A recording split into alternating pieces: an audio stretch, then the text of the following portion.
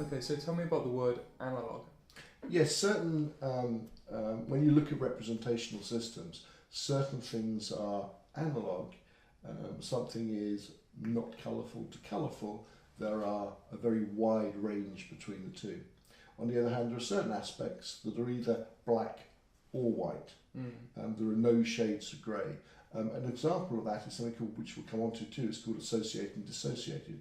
If I'm associated, I'm looking at the world through my eyes, so I'm as me.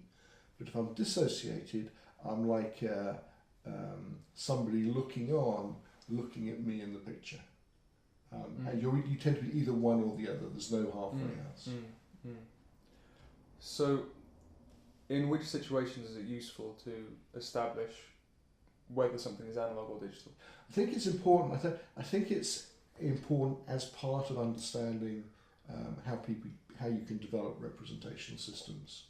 It just gives you a distinction with what you're working with, because sometimes we like the idea of having a control panel. You want people to have a control panel that they can almost increase their positive things and will decrease the negative ones. But obviously, if it's digital, it's not a knob. It's not a volume control. It's an on-off switch.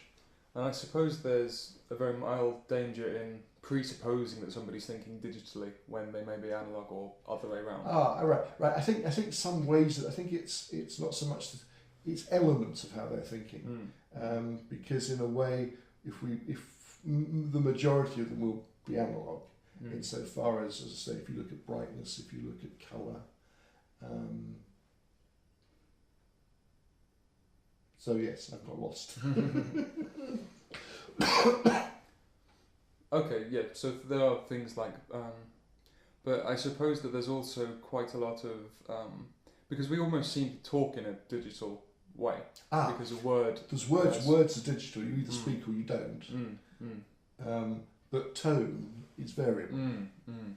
So I suppose if you're talking in an analog way, it would be less about the words themselves, but more in the presentation of the words. Actually, I think that's very good putting it. Because actually, the distinction is the words are digital. If I say cow, a cow is a cow.